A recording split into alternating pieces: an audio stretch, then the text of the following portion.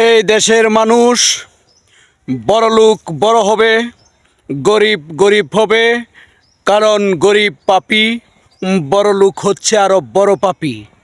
তার উদাহরণ আমি দিচ্ছি, ধৈর্য ধরে আপনারা শুনবেন।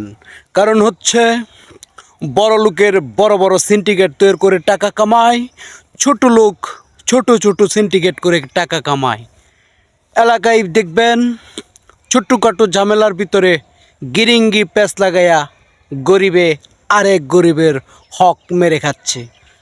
বড়লোক দেখবেন বড় বড় সিন্ডিকেটে জড়িত, জনগণের টাকা এবং কি বড় বড় সরকারি প্রজেক্টের টাকা বিভিন্ন টেন্ডারবাজির মাধ্যমে বড় বড় টাকা খরচ করে সেটা হাতিয়ে নিচ্ছে।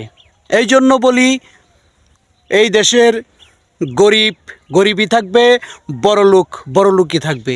কারণ বড়লোক বড় পাপী, গরিব ছোট পাপী। সবাই আমরা মহাপাপী। সেই পাপ থেকে বাঁচার জন্য আপনার বাপকে ডাকলে হবে না, আল্লাহকে ডাকতে হবে। কারণ কি জানুন, পাপ করছেন আপনার বাপে করে নাই। এই জন্য আল্লাহকে ডাকতে হবে। সঠিক নিয়মে আল্লাহকে ডাকবেন, তখন আপনার পাপ থেকে মুক্তি পাবেন। আর প্রথমেই মানুষ সর্বশ্রেষ্ঠ পৃথিবীর বুকে। সে মানুষকে একজন মানুষ হয়ে সম্মান করতে হবে।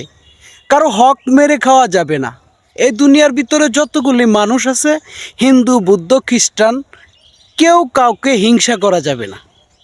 একটাই ভাবতে হবে, আমরা 18,000 মাখলুকার ভিতরে শ্রেষ্ঠ জীব আমরা মানুষ।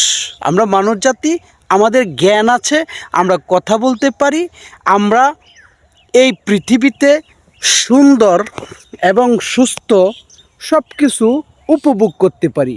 কারণ আমাদের পৃথিবীর বুকে আল্লাহ পাক এত এত সুন্দর সুন্দর জায়গা আল্লাহ তৈরি করে রেখেছে। আবার মানুষের মাথায় এমন কিছু দিয়েছে, যখন পৃথিবীর এই 14তম সিঁড়ি পার হয়ে গেছে, তখন কিন্তু পৃথিবীর বুকে যত সৌন্দর্য আল্লাহর তরফ থেকে দেওয়া জিনিস ছিল, সব কিছুই কিন্তু বিমান যুগে হোক, হেলিকপ্টার যুগে হোক, যুগে হোক, যেভাবেই হোক মানুষের দেখা শেষ হয়ে গেছে গা। এখন মানুষে এই কৃত্রিমভাবে বিভিন্ন প্রজেক্ট তৈরি করে। ঠিক আছে, আপনি দেখবেন যে সিঙ্গাপুরের মেরিনা, দুবাইয়ের বুর্জ খলিফা,